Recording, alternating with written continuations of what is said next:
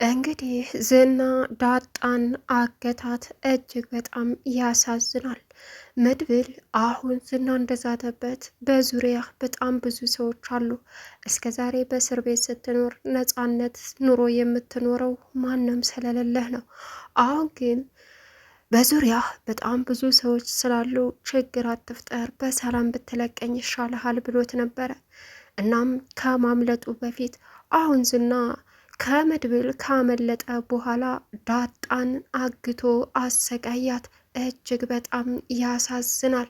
ሰላም ውድና የተከበራችሁ የዙዙነት ሚዲያ ቤተሰቦች እንዴት ናችሁ? ሰላማችሁ ይብዛልኝ። ቻናሉን ሰብስክራይብ እያደረጋችሁ ዳጣ ቀጣይ ፓርት ምሳሌ ቀጣይ ፓርት ይዘን መጥተናል ማለት ነው።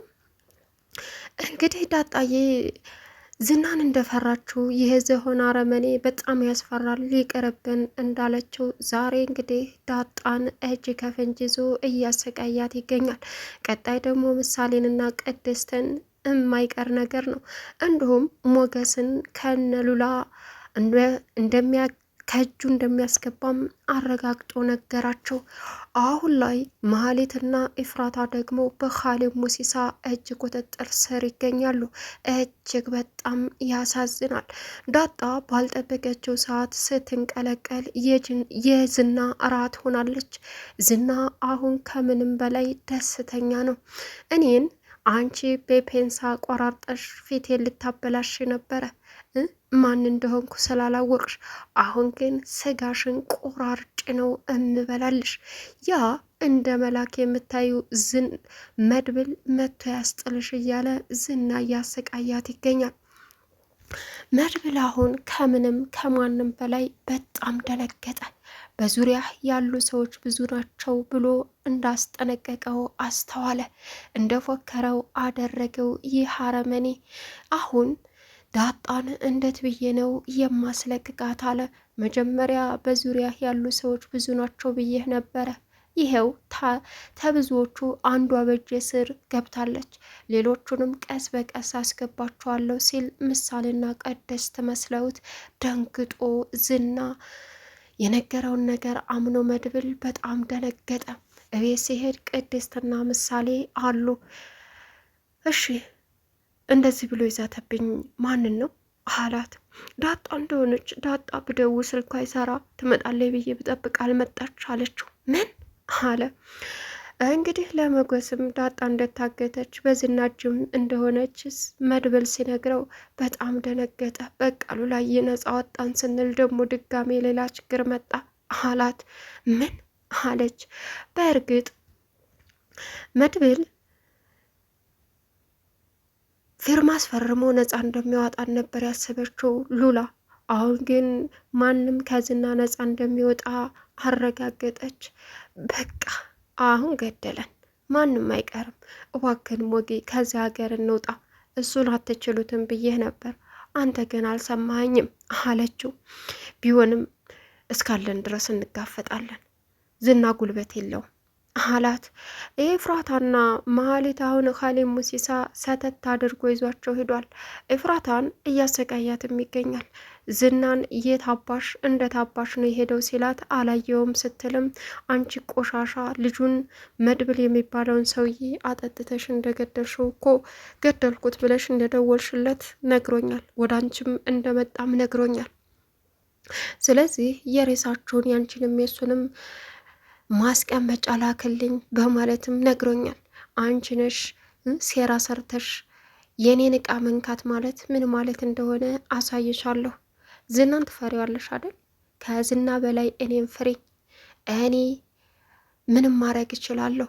ዝና የኔ እቃ ነው። የኔን እቃ መንካት ደግሞ እዩ ምን እንደሚያስከትል በማለትም ኤፍራታን እያሰቃያት ይገኛል። ምላስሽን ስቆርጥልሽ ትናገራለሽ አላትም። በደረቀ ሌሊት ኤፍራታና መሀሌት በተኙበት ዘው ብሎ በሩን ከፍቶ ሲገባባቸው በድንጋጤ ደርቀው ቀሩ። እሱ ግን ይዟቸው ከሚሄድም ወደኋላ አላለም። ድንጋጤውም ጭንቀቱም እዛው ድረስ ጨረሳቸው። ሌላው አሁን መድብል የዳጣን መያዝ ሲያይ እሱ አመለጠኝ ብሎ እየተናደደ የወንድሜን መጨረሻ ሳላውቅማ አልለቀውም እያለ እሱን እያፈላለገ በዚህን ሰዓት ዳጣን ስትንቀለቀል ዝና ሴት ጠርጎ ይዞ ወደ ቤቱ አስገብቶ እያሰቃያት ይገኛል። ዳጣ በጣም ፈርታው ነበረ። እኔም መፍራት ምን ማለት እንደሆነ እኔ ያሳይሻለሁ፣ እኔም መዳፈር፣ አንቺ ቆሻሻ ድቃላ እያለም ያሰቃያት ጀምሯል። አሁን ቅድስት በምሳሌ ጥያቄ የተማረረችው መድብል ሲመጣ ጠየቀችው። መድብል አለችው፣ ወይ የቅድስትዬ ስማ ጋሻ ያለበትን ዝና ነገራችሁ አለችው። አረ በፍጹም እንዳይሆን አድርግ ያሰቃየሁት እንኳን ሊነግረን ይቀርና ምንም ማድረግ አይችልም በቃ አላት። እኔ እኮ በምሳሌ ጥያቄ ተሳቀኩኝ። በቃ አባቴ የት ነው? ምን እየሰራ ነው? ለምንድን ነው የማይደውልን? የት ነው የሄደው? እያለች በቃ አሰቃየችኝ አለችው። እዩልሽ ቅድስት የቻልኩትን እያደረግኩ ነው። ምን ላደርግ? በቃ እንደምንም ብለሽ ሁሉንም ነገር ታገሽ አላት።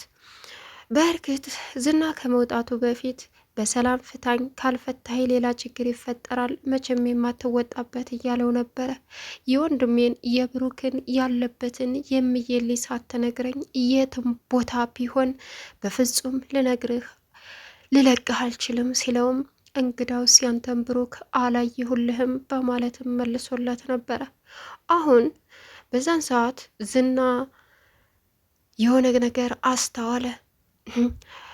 መድብል ዝናን ሲደበድበው ቁልፉ ወደቀ።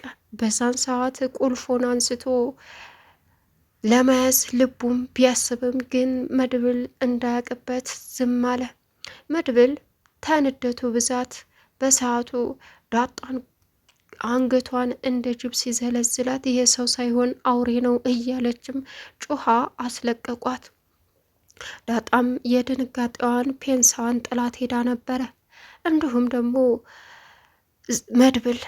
አሁን መድብልና ሞገስ ዳጣ እሪ ብላ ስትጮህ እየሮጡ ደርሰው ገለገሏትና አላቀቋት።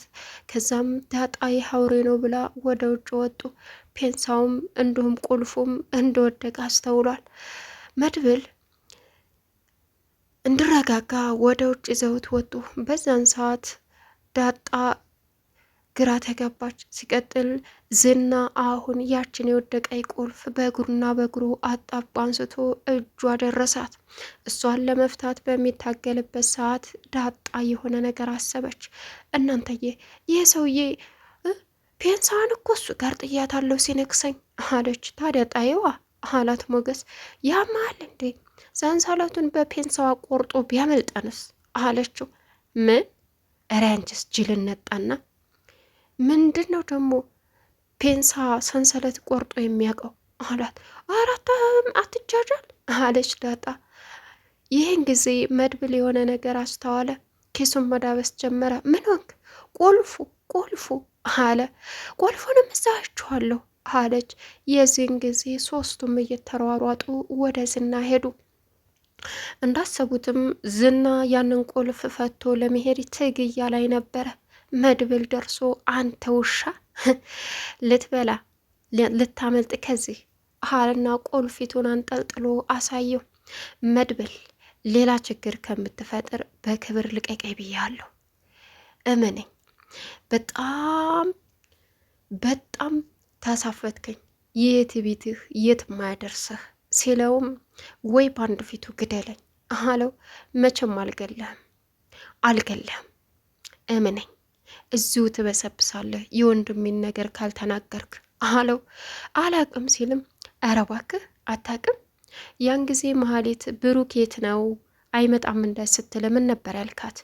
ምን አልኳት አለ። አይመጣም ብለህ የመለስካት ስለዝና ስለ ብሩክ በደንብ ታውቃለህ አለው። እባክህ መሀሌትን አትመናት መድብል፣ ዝም ብላ ነው የምታወራው አለው። አይደል አለመናት፣ ዝም ብላ ነው የምታወራው አለው። በዚህን ሰዓት እንግዲህ ግራ ተጋባ። አሁን መሀሌትም ከኢፍራታ በላይ ከርታው እንደነበረም ተረዳ። አሁን ላይ ምን ተፈጠረ? አይገርምም። መድብል በጣም ታናደደም። በተኛበት አጋጣሚ መድብል ላይ ማን ነው ኻሊብ ሙሲሳ መጣ ወይስ ምንድን ነው? ኻሊብ ሙሲሳ በእርግጥ መድብልንም እነ ኢፍራታንም ማጥመድ እንደሚችል እርግጠኛ ነው። ኢፍራታ መድብል ጋር ደውላ እዋክን መድብል ድረስልኝ፣ ሰዎቹ ዝናን ያረግሽበት ቦታ ካልተናገርሽ እንገልሻለን እያሉ እያስፈራሩኝ ነው፣ እዋክን ልለምንህ ልቀቀው አለችው። አይደል አለ። ዘጋባት። ማህሌት ደዊና ለመጨረሻ ጊዜ ንገሪው ብላት ነበረ፣ ግን ደግሞ ሲዘጋባት ምን አይነት አረመኔ ነው ይሄ መድብል የሚባል አለች። ከዛም ምን ላድርግሽ? እዩልሽ አንቺ የምትፈሪው ዝናን ነው። ተዝና በላይ ደግሞ ኻሊብ ሙሲሳ ነው የሚያስፈራው። አንቺ የነካሽው የኻሊብ ሙሲሳ እቃ ነው።